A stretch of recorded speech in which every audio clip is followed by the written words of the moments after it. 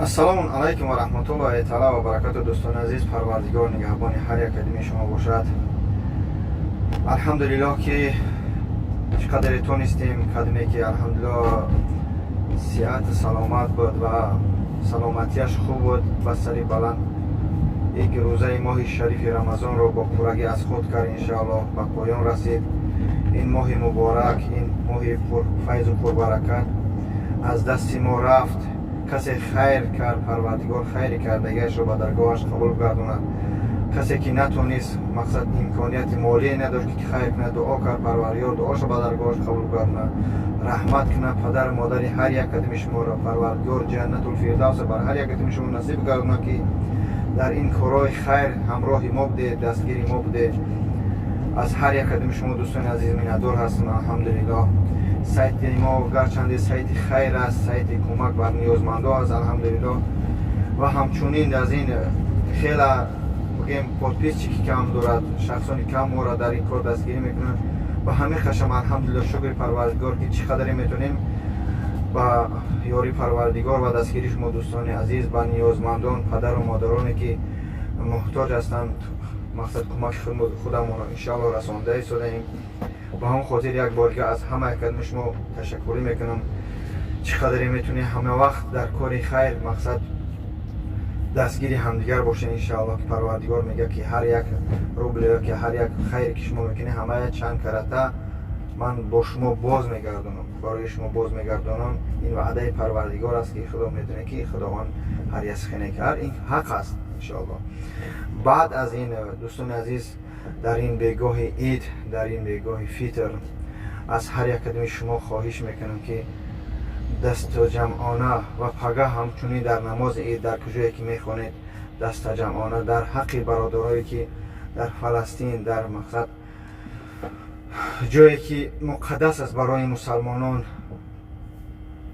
сеюм ҷои муқаддас аст барои мусалмонон, ҷанг рафтааст, бародарону хоҳарони мусалмон мо дар азоб ҳастанд. дуогӯ бошед, яъне ки худованд мегӯяд ки алмуслим ахулмуслим, яъне мусалмон бародари мусалмон аст. вай ҳам як пораи мо аст, як хуни мо аст, як дӯстову хоҳарои азизои дили мо ҳастанд ки имрӯз дар азоб ҳастанд.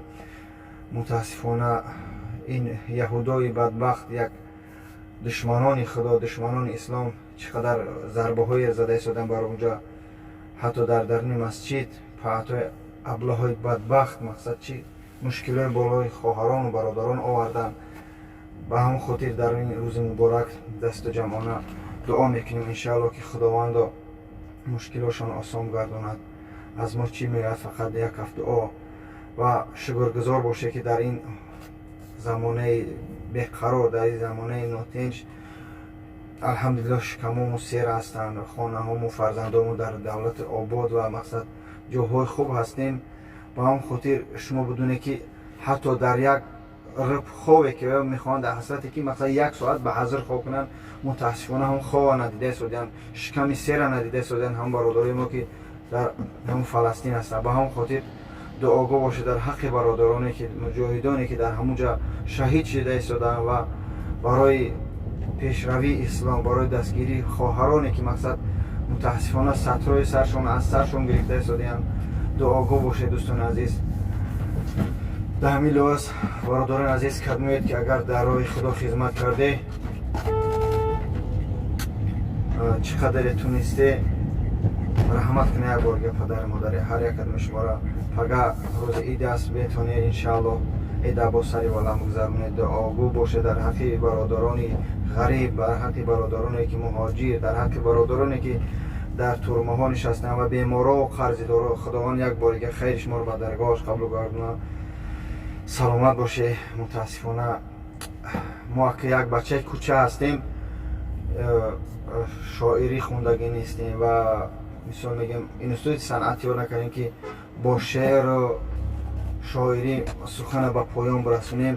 мутаассифона хай ба ҳар чунин ҳаракат мекунем ки гуфтем уличный пацан, амро як бачаи кӯча бар ин сухан кунем то ҳамин хайр моро ба ниёзмандон иншоаллоҳ расонем. мутаассифона чӣ қадар мақсад мусалмонон азоб кашидаистанд, дар ҳолати намоз лату кӯфшон мекунанд.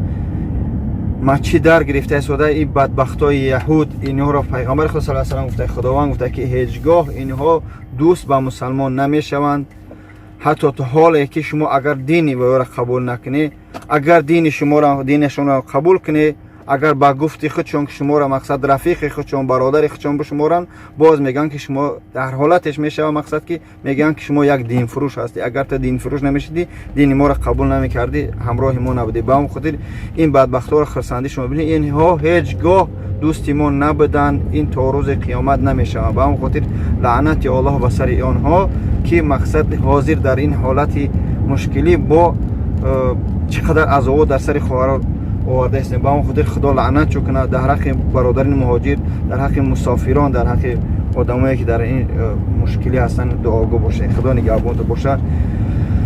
السلام علیکم و رحمت الله تعالی و برکاته.